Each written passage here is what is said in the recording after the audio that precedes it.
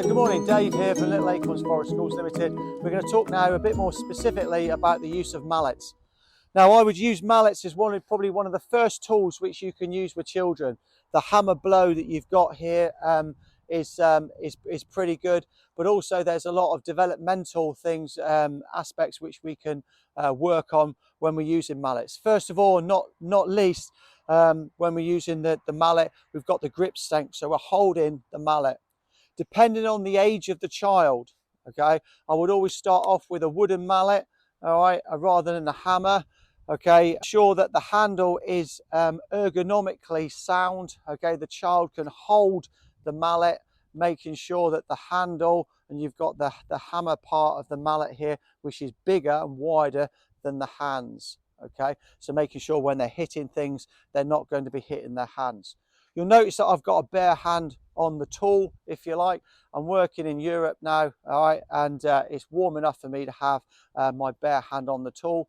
If I was working in Norway, perhaps at this time of year, I would definitely be wearing gloves. Please make sure that you wear a glove on the helper hand.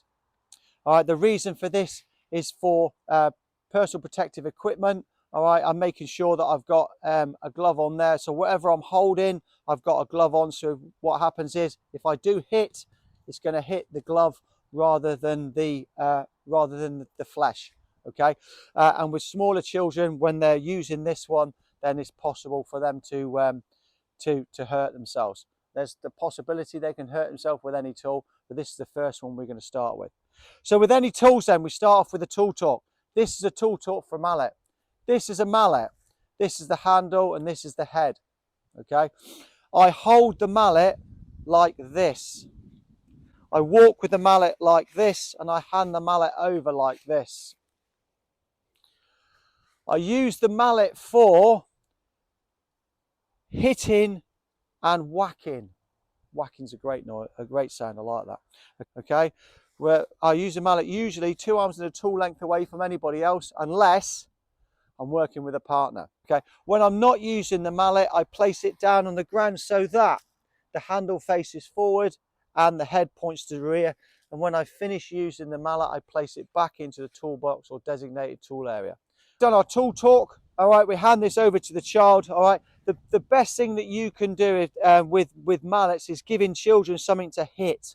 Okay, they will learn so much from it. It'll improve their core body strength, their grip strength, but also their confidence as well.